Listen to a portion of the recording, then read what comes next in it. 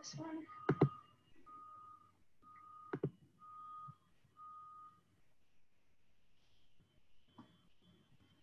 We'll just give everybody one more minute to join in.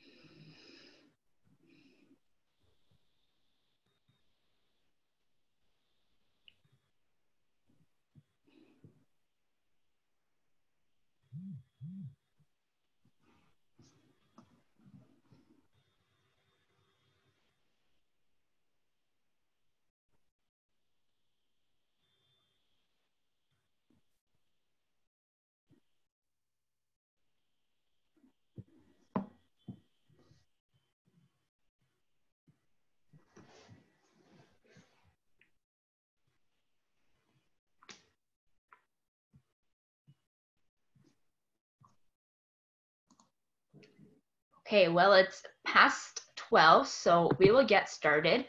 Hello, everyone, and welcome. Thank you for joining us today for the 5th installment of the Lunch and Learn series brought to you by the External Committee at the Graduate College. My name is Valeria Volkova, and I will be the moderator for this afternoon session. We are very excited for 2 of our scholars to have the opportunity to share their presentations with you today. So we'll start off with some opening remarks, and then I will introduce our presenters. They will each have about 20 minutes to share their presentations with us. And at the end, there will be a Q&A period. Please use the Q&A box to enter your questions at any time during their presentation, so that will not disrupt them. You don't have to wait until the very end to ask. And finally, we will conclude our session with a short summary at the end. Just gonna make sure that we are recording here. Okay, awesome. So I would like to take this opportunity to acknowledge the traditional territories of the people of the Treaty 7 region in southern Alberta, which includes the Blackfoot Confederacy, comprising the Siksika, Pinnackie, and Kainai First Nations, as well as the Tsuut'ina First Nation and the Stoney Nakoda, including the Chiniki, Bearspaw, and Wesley First Nations. The city of Calgary is also home to Métis Nation of Alberta, Region 3. I would also like to note that although we are connecting virtually today, the University of Calgary is situated on land adjacent to where the Bow River meets the Elbow River, and that the traditional Blackfoot name of this place is Mohkinstsi, which we now call the city of Calgary. So what is the Lunch and Learn series all about? Well, it is a public presentation series that aims to bridge the graduate college with the Calgary community. Our series has been ongoing since April, and we are hoping to continue in the fall. During each Lunch and Learn presentation, graduate scholars present their diverse research for the public. So without further ado, today we have Yevgenia Sidorova, who is a PhD candidate in political science at the University of Calgary. Her research analyzes the dynamics of regional interactions between the Arctic states, particularly in the areas of incorporation of traditional ecological knowledge in resource management and trans-Indigenous cooperation. Her presentation today will be on the incorporation of traditional ecological knowledge into the Arctic Council. Lip service? Thereafter, Milanpreet Kaur, who is a PhD candidate in the Department of Chemistry, will share with us a presentation on Site-Selective C-H Amination in Azaheterocycles. Milan's research focuses on efficient access to complex azaheterocycles using multiple C-H functionalization. Okay, Jen, so the floor is all yours, so you can take it away. Okay, awesome. Thank you, Valeria. I'm going to start my presentation.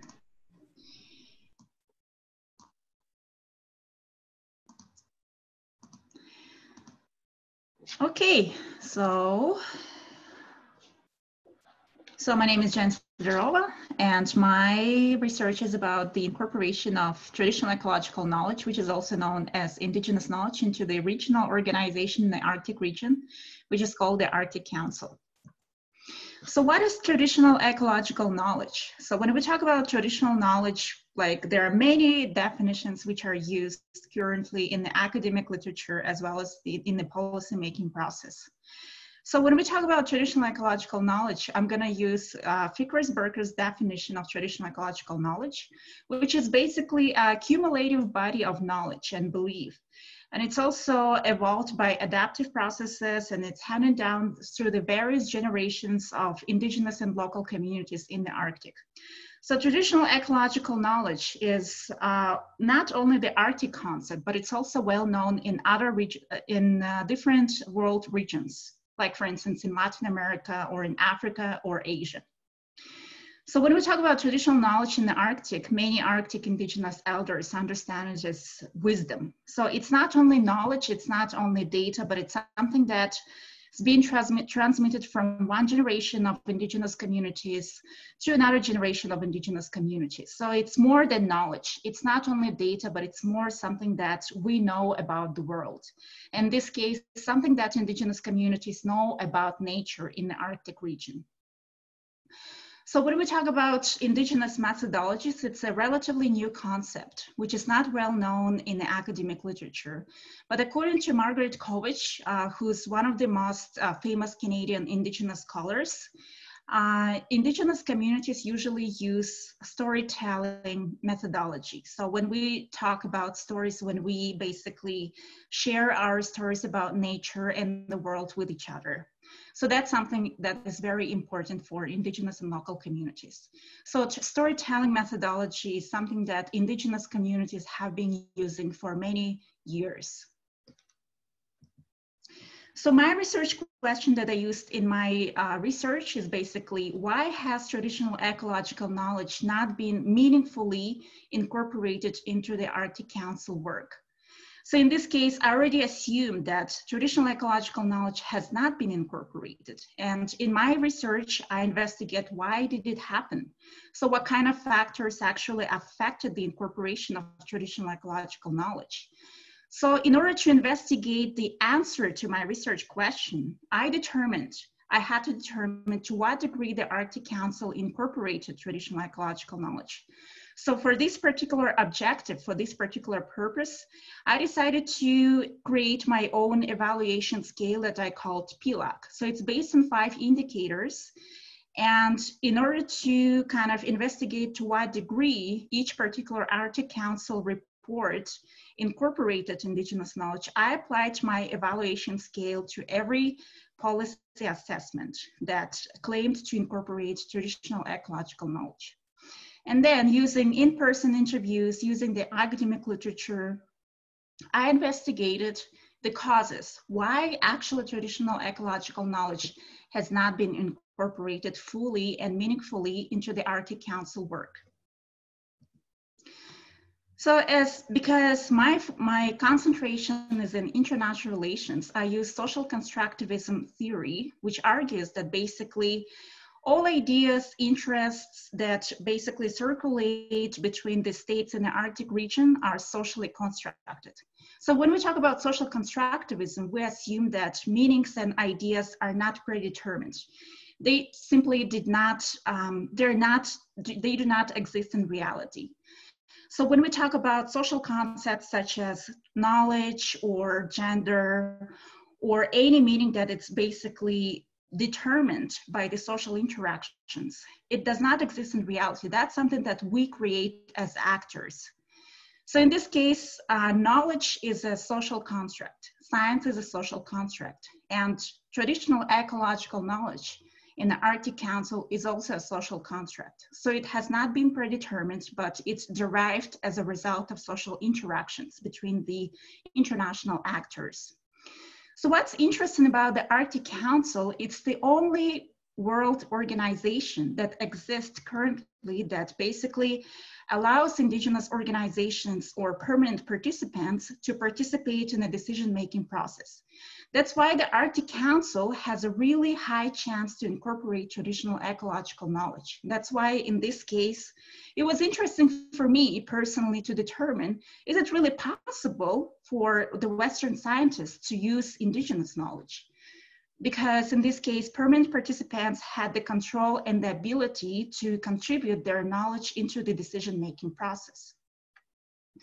So according to social constructivism, the Arctic Council is a social environment where permanent participants and the working groups collaborate with each other. So they're norm entrepreneurs. So norm entrepreneurs means that they create the legal norms by interacting with each other.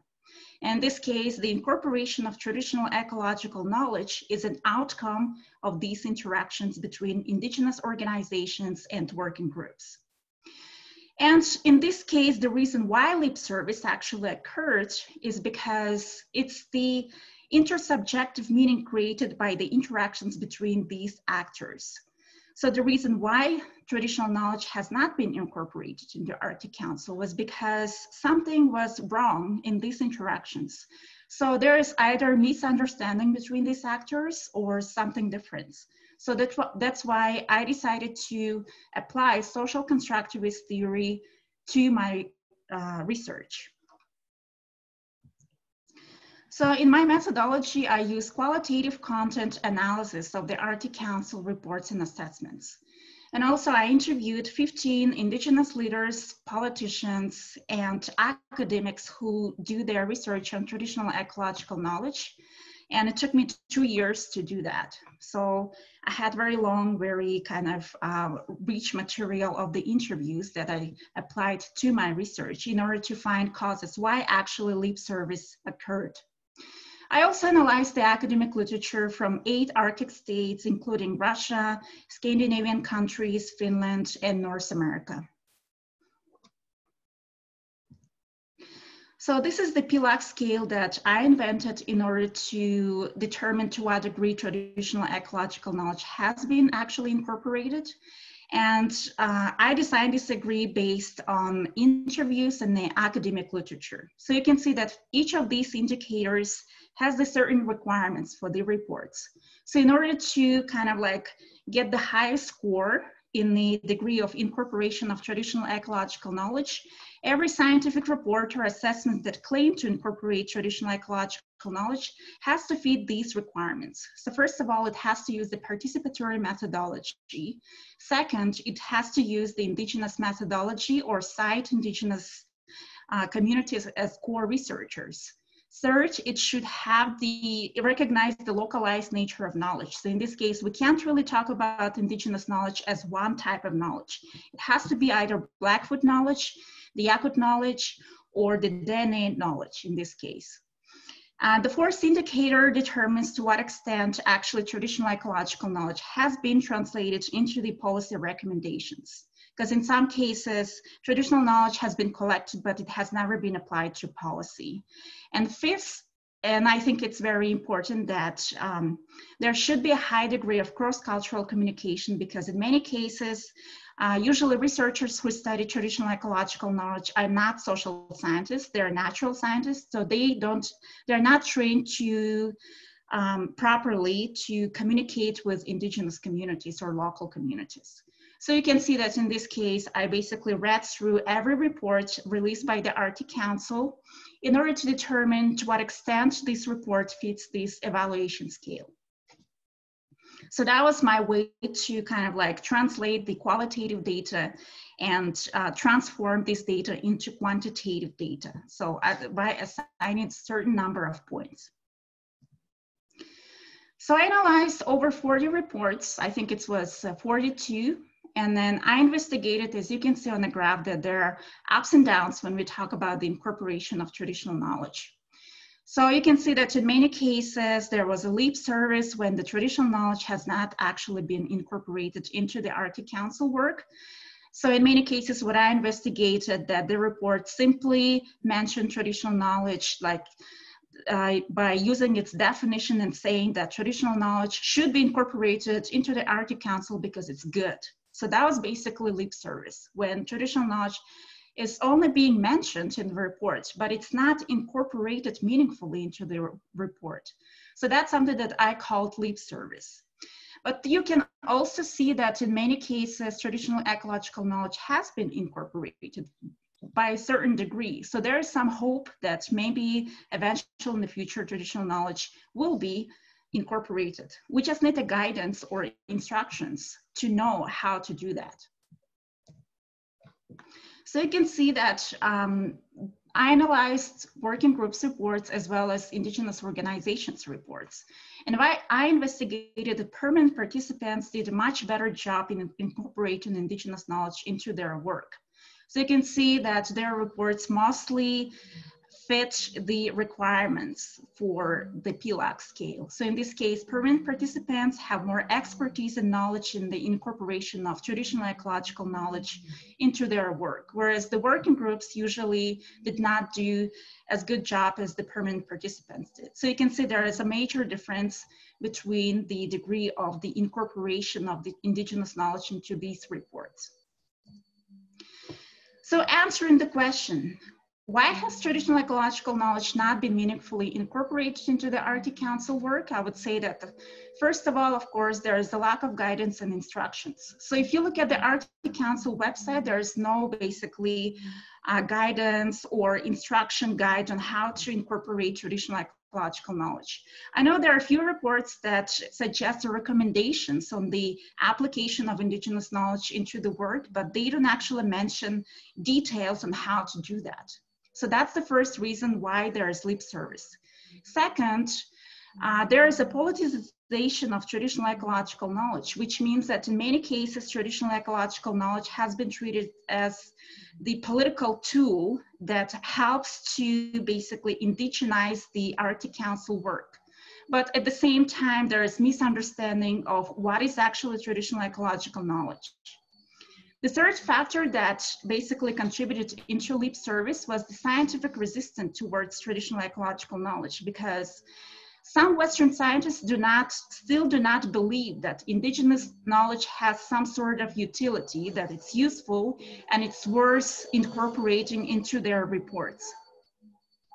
And the fourth factor would be that co-management regime, which is being used in Canada, is not perfect. So there is still some degree of kind of resistance or misunderstanding or the lack of negotiations between indigenous communities and Western scientists. And in many countries, it's not possible to incorporate co-management regime into the national legislations. So this is the graph that shows why basically how the lip service occurred, and it describes all the interactions that contributed into lip service. So you can see that lack of guidance, and then indigenous knowledge is basically perceived as a political tool for indigenous empowerment, which is not good. And you can see there's a lot of pressure from the senior Arctic officials to incorporate traditional ecological knowledge. And meanwhile, there's a lack of guidance on how to do that. So basically, the Arctic Council pushes permanent participants in the working groups to incorporate indigenous knowledge into its work, but at the same time, it never explained on how to do that. In many cases, you can see there are some other small factors, such as lack of funding for participation. Permanent participants do not have as much money as the state representatives do. So it all contributes into lip service. And of course, it creates the situation when we're still stuck in this disability to incorporate traditional ecological knowledge. So that's something that I think it's a major problem for the Arctic Council that should be described, should be analyzed, and we should do something with it. So what I suggest doing is just what was the contribution of my research? So first of all, it was the creation of PLAC scale that helped me to determine to what degree traditional ecological knowledge has been incorporated. Second, I've evaluated 42 reports released by the Arctic Council. And the third, I investigated the obstacles which basically stuck the production of that did not help the knowledge co-production process to continue, and basically created a lot of obstacles on the incorporation of traditional ecological knowledge at the international level. And I would like to acknowledge my professors, my family, the government of Alberta, my department, and people whom I interviewed for this particular study. So I guess that's the end of my presentation. Thank you, Valeria. Thank you so much, Jen, for your presentation. Okay, so to all of our attendees, if you have any questions for Jen, please use the Q&A box to ask your questions. And in the meantime, Milan, when you're ready, you can go ahead. Perfect. Can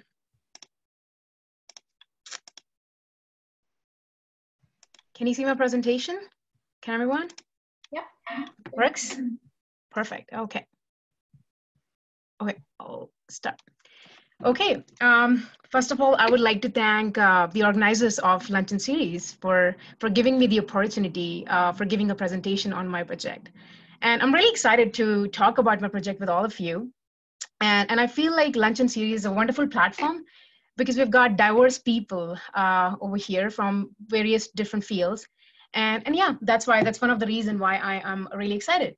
So today, Sorry to interrupt. Do you mind just switching your screen? Because we have the other view. Oh, okay, hold on. Display settings. Is it okay? Works? Oh, much better. Okay, perfect. Go ahead. Sorry about that. Okay, yeah, perfect. I'll start again. Okay, so today, the title of my presentation is Site-Selective C-H Amination in Azaheterocycles. I know, it sounds really complex. And this is my job over here. My job is to actually make you understand in a simpler way what exactly this means. So yeah, without any further delay, today I'll be telling you what I do in the lab, how and why I even do what I do in the lab. Okay, let's start the presentation. So when I started my graduate studies, my parents used to ask me, what do I exactly do in the lab? And then mind it, they don't have a scientific background. So it's hard for me to actually tell in chemical language, what exactly do I do? So this is the example that I generally use to tell them or anyone who doesn't have a scientific background. Now, all of you have sink strainer in your kitchen, and you know that sink strainers have pores in it. Now, imagine a chemical compound having reactive sites, having pores, which are equivalent to reactive sites. Now, over here, all pores are similar in size. Similarly, imagine those pores as similar reactive sites in a chemical compound. Now, when you pass water through the sink strainer, the water will go through all the pores, right? Now, similarly, if you set up a reaction in a chemical compound, all the similar reactive sites would undergo a chemical reaction. But now here's the thing. What if you want the water to pass through a single pore? What if you don't want all the water to pass through all the pores? The general strategy that you would do is you would block the remaining pores, right? So similar in the picture, the food particles are blocking some of the pores. So that this is how the water will not go through all the pores. Or the another thing that you can do is you can actually, in chemistry, can design a strategy for directing the reaction towards a particular site in a chemical compound.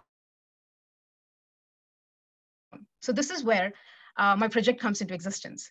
I work on designing a strategy that can actually that can lead to a site selectivity in a chemical compound.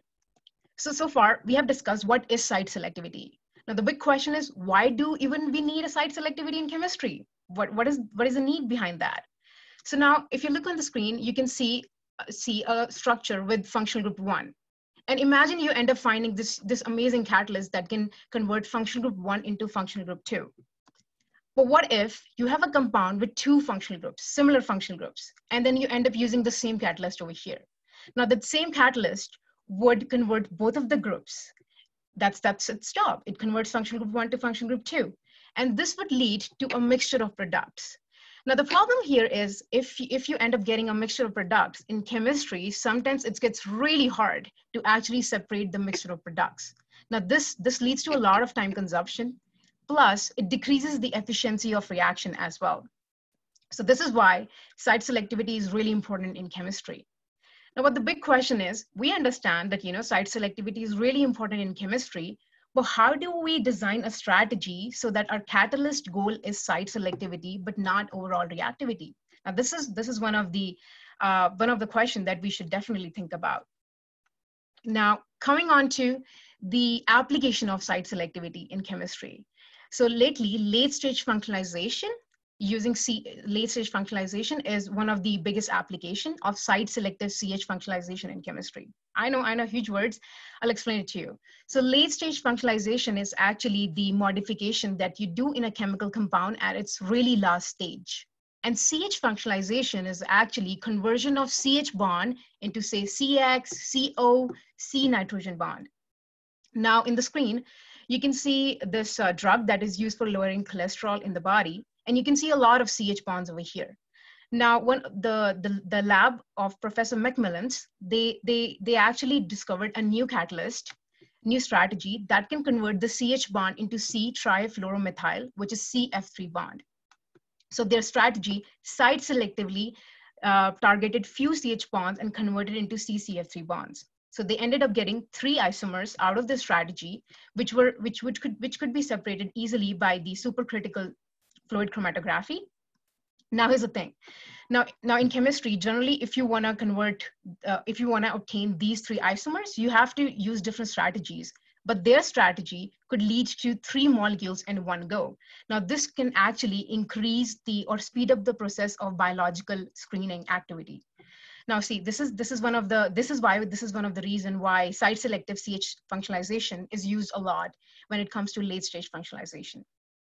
Now, moving on to the latter part of my presentation. Now, till now, we've talked about what is site selectivity, why do we even need site selectivity in chemistry, and the application of site selectivity. Now, the thing is, why am I even aiming for azaheterocycles? Why not some other compounds in chemistry? Well, the reason is these small molecules are present in a lot of FDA-approved drugs. And apart from that, these kind of molecules are present in a lot of pharmaceuticals, such as roflumilast, which is used for the treatment of lung disease. Then we have meloxicam, which is used for the treatment of arthritis. And these kind of compounds are present in a lot of agrochemicals, such as thiomethoxycam. Now, this is the reason why my target is azaheterocycles. Now, moving on to the strategies that have been used for attaining site selectivity in chemistry. Now, a lot of work have been done by the labs of Professor Rupang, Guo, Huang, where they use Lewis acid catalysis for converting the CH bond into CE bond, where the CE bond can be CN, CO, etc. And their strategy works really well with the substrate that are really basic in nature, or extended heterocycles. Now, by extended heterocycles, I mean the rings that are like more than 1 rings. So this is what means by extended heterocycles. But the problem with these kind of strategies is they use really high reaction temperatures. So generally, the temperature that is used in their reaction is 110 degrees Celsius or 120 degrees Celsius. Moreover, the solvents that they use is non-polar in nature, such as toluene, xylene. And the problem with these kind of conditions is there are some compounds in chemistry that are really sensitive to temperature. So if you heat them, say, above 100 degrees Celsius, they tend to degrade. And apart from that, there are some polar drug molecules which might not be soluble in their conditions. So these are kind of like the drawbacks when it comes to this kind of system. Now, this is where our strategy comes into existence. So we try to overcome the gaps or overcome the gaps plus drawbacks that exist in previous methodologies when it comes to site-selective CH functionalization. And now over here, we actually make use of 2 catalysts rather than 1 to attain site selectivity. Now you can see the catalyst 1 over here is the Lewis acid, which can actually decrease the bond dissociation energy of CH bond. And the moment it decreases the bond dissociation energy, catalyst 2 comes into existence, which is the radical catalyst over here. And it can abstract the CH bond, and it leads to site selectivity. Now, one of the advantage of our system is we don't actually have to incorporate any kind of directing group in our substrate. We actually make use of the properties of the substrate to attain site selectivity in a reaction. Moreover, another important advantage of our system is then we can afford excellent site selectivity when more than 1 reactive position are present in our substrate. Now, as you can see on the screen, in the substrate, we have 2 different types of CH bond, but our system would actually activate only 1 CH bond that is present in the azaheterocycle. So yeah, so far I've talked about our strategy or the type of catalyst, or how do we attain selectivity in our system. Now let's talk about the conditions that we use.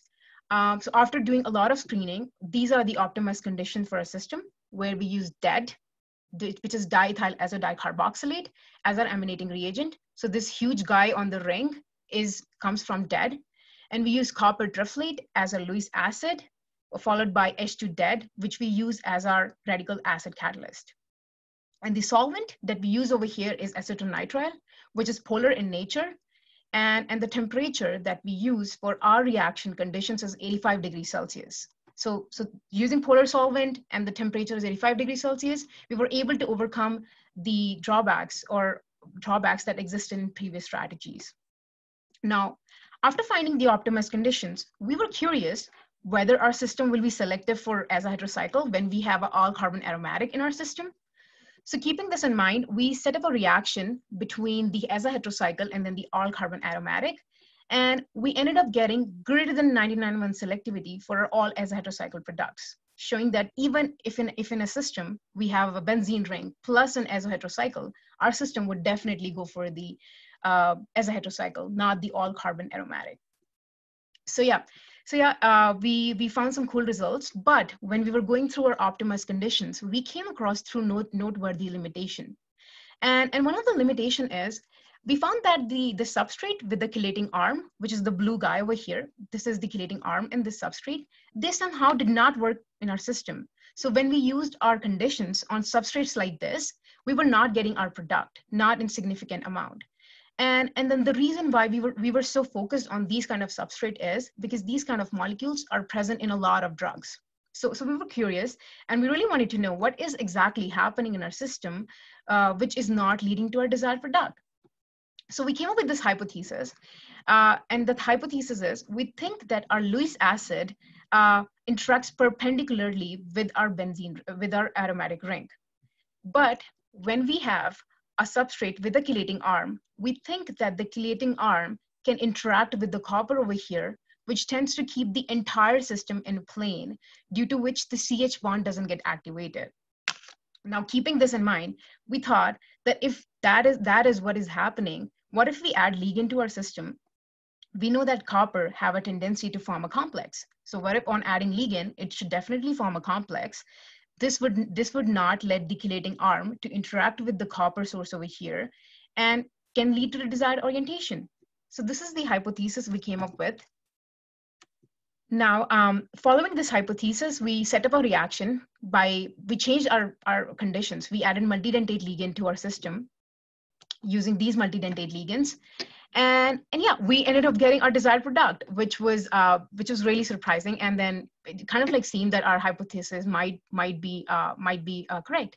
So yeah, and after that, we actually set up some competition reactions between the all carbon aromatic plus the azaheterocycle to see if still our system is going towards azaheterocycle or not. And at the end, we were able to get greater than 99 selectivity for all azaheterocycle, showing that yes, even now our system is moving forward towards the azaheterocycle, not the all carbon aromatic.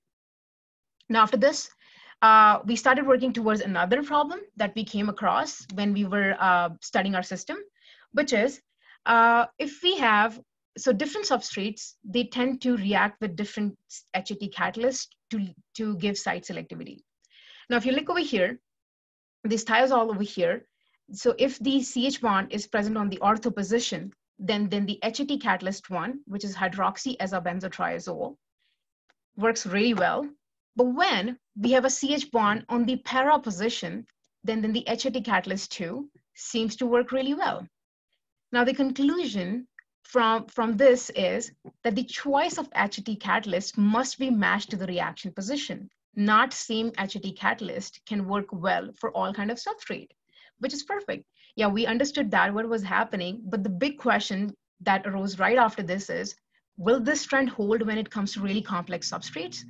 Will the HET catalyst 1 for super complex substrate having 2 or 3 rings? Now, to find the answer to our problem, what we're doing right now is we are working on few complex substrates, and I've included some of them over here. And we set up a competitive reaction to find the perfect substrate and catalytic match. But now how exactly I'm doing it? I have got my substrate, but what about the ligand or the catalyst? And over here, what we have done so far is we have designed libraries of our substrates that we think are complex and have different reactive positions. We have chosen few copper catalysts. We have chosen our HET catalyst, made a huge library out of it. And what we did was through these libraries, we collected 100 data points using Kennard-Stone algorithm. Now over here, each data point acts as an experimental setup. And I've set up the experiments through these data points. And at the end, I've gotten a variety of results. Some of them gives greater than 99% selectivity, showing that one azaheterocycle is getting preferred over the other. Some of the data points gave none of the products, showing that that kind of catalytic system is not good for those azaheterocycle.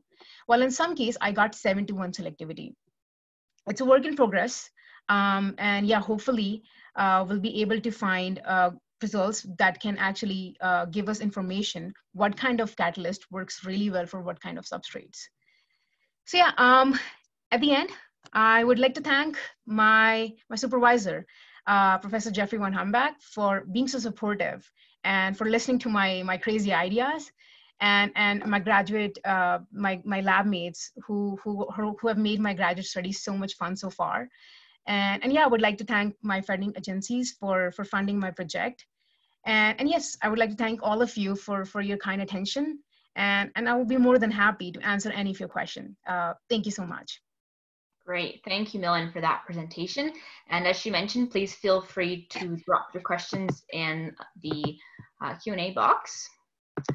I'll just go ahead and we'll stop my speech sharing.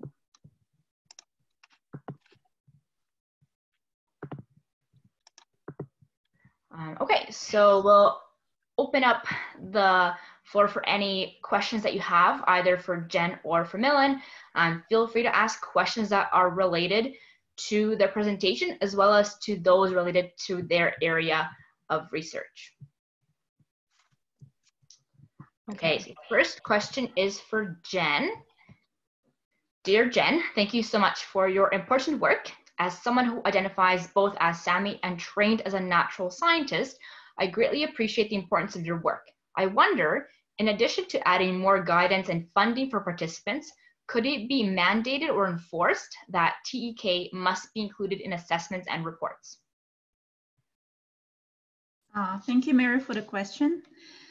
So I was actually thinking about it for quite a while when I was doing my research, and it turned out there are some reports, like for instance, snow, water, ice, and permafrost in the Arctic, which was released in 2017.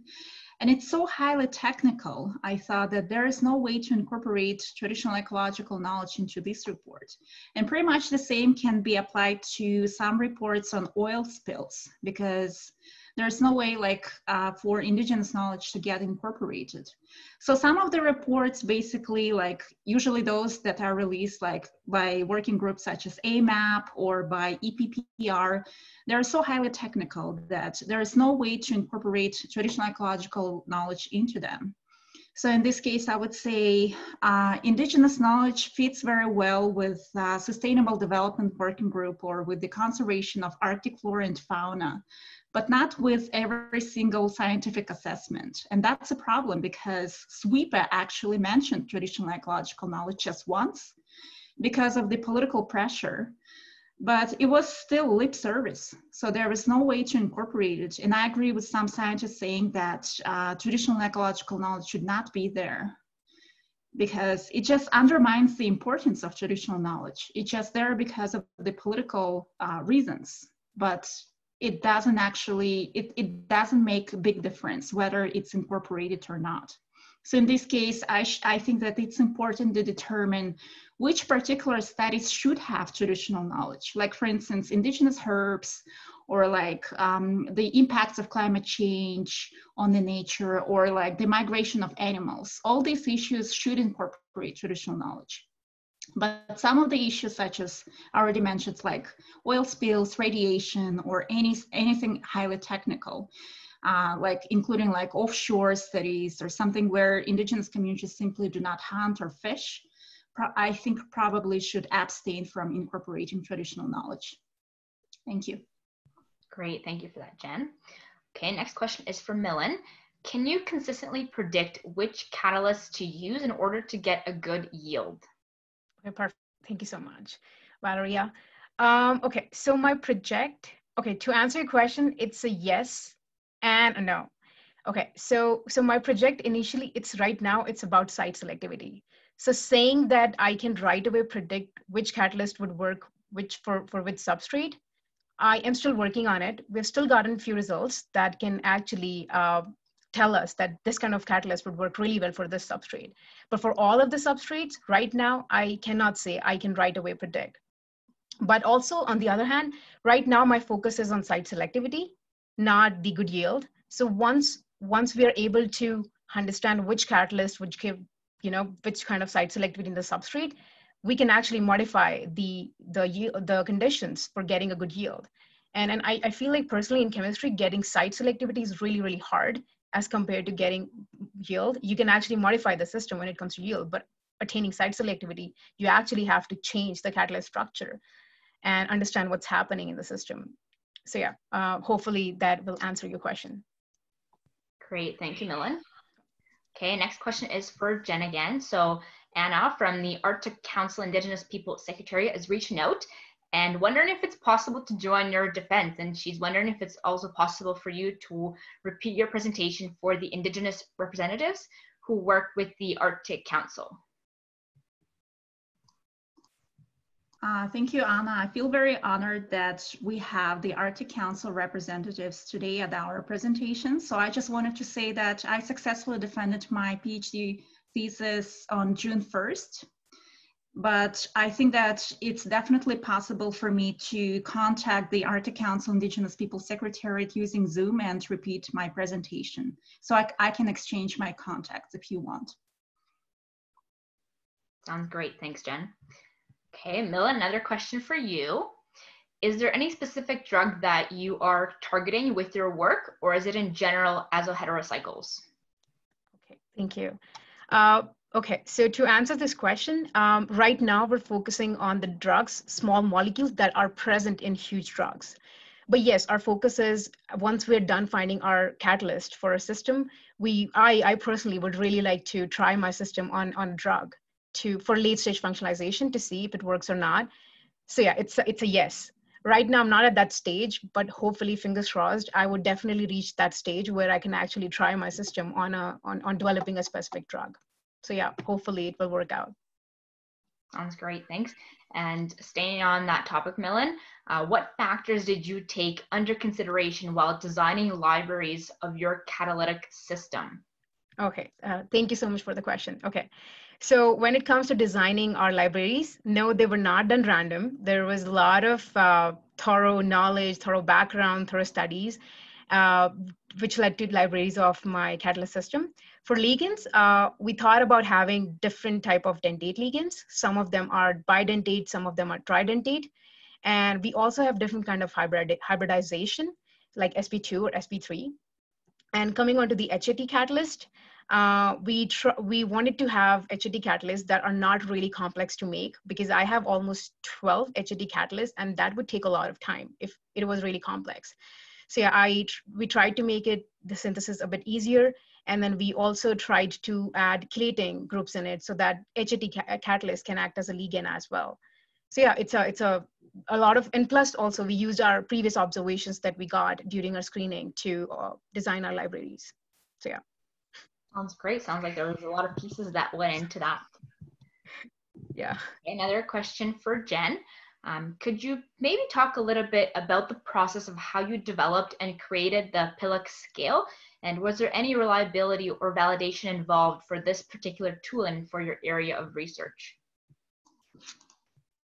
So basically, I tried to kind of investigate if there was any similar evaluation scale in academic literature, but I had to come up with something new. So I would say it's like the first scale that has ever been invented by anyone.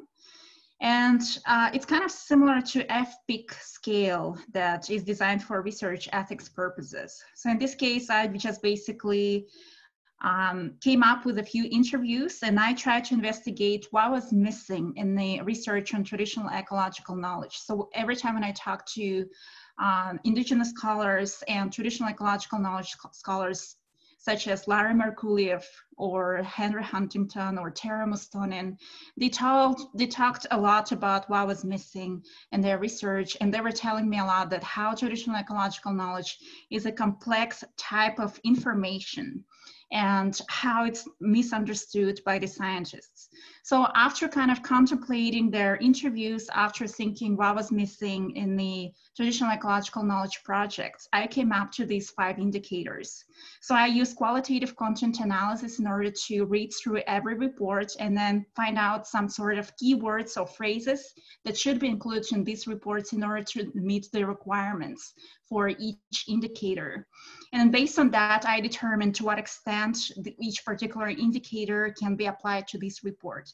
So like, for instance, if the research says, oh, we decided to, for instance, adopt, let's say, in-person interviews or focus groups in order to work with Indigenous communities, I can determine this was like a high level of reaching these particular indicators. So I just give these reports 4 points for the first indicator. Or like, for instance, if the Indigenous authors were co-authored as core researchers, I can give these reports 4 points as well. If there's no indication that, for instance, Indigenous communities were participating in this particular report, I give, I guess, 1 or 0 for this particular point.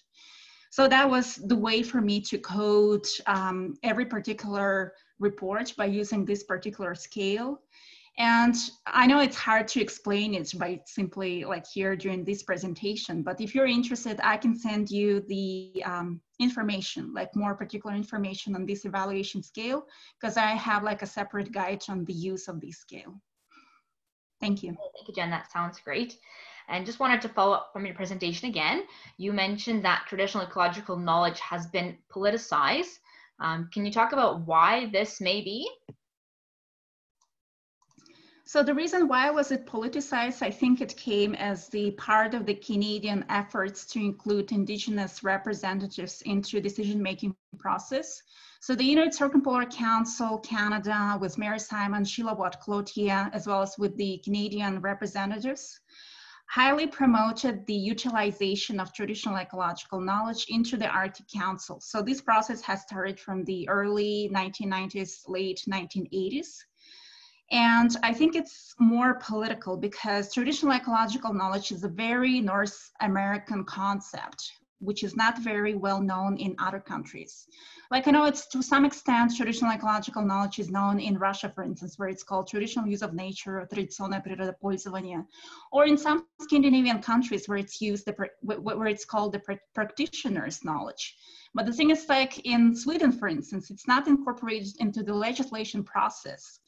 And it's not understood as something that can be used as a tool to reach social justice.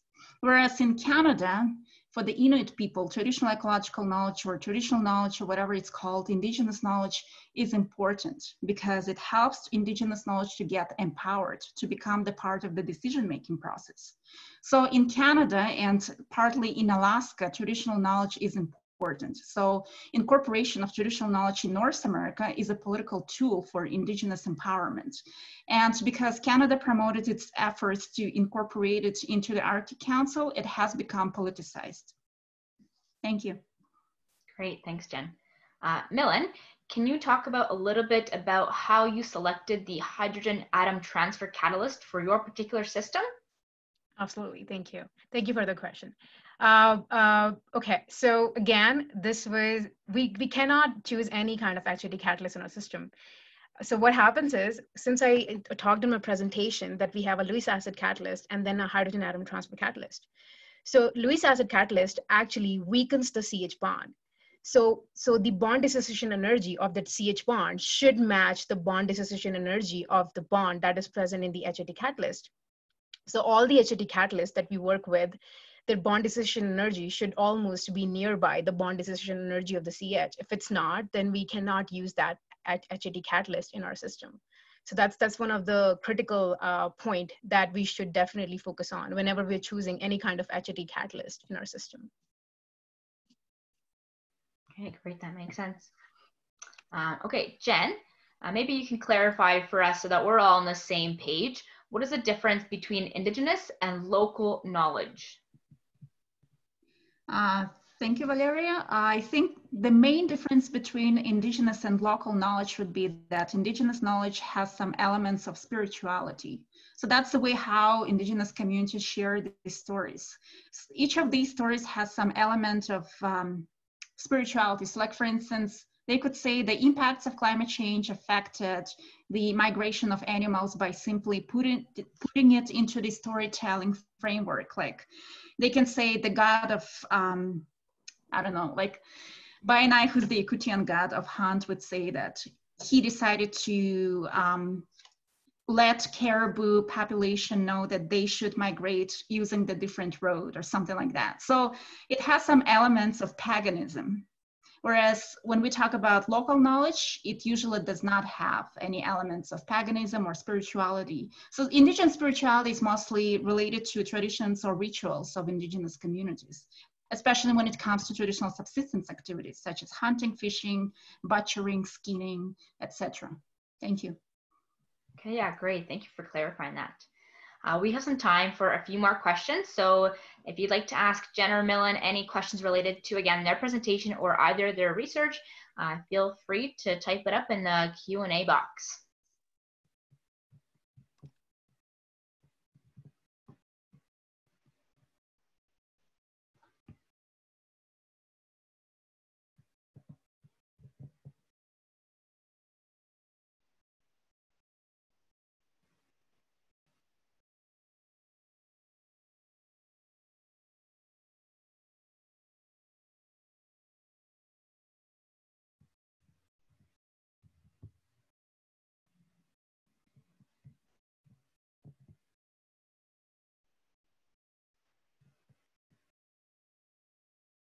Maybe a couple more minutes. If you're typing, we'll give you a chance to ask those last few questions if you have any.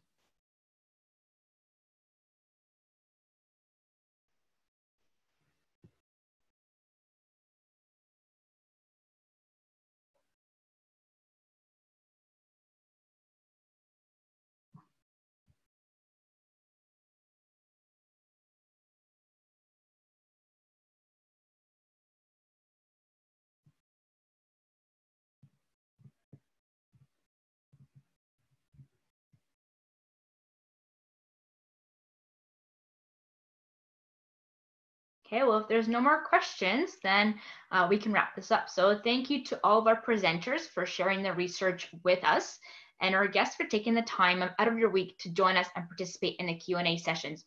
Your questions were greatly appreciated, and if you have some questions that come up after the fact, you can reach out to Jen and Milan by connecting through the college.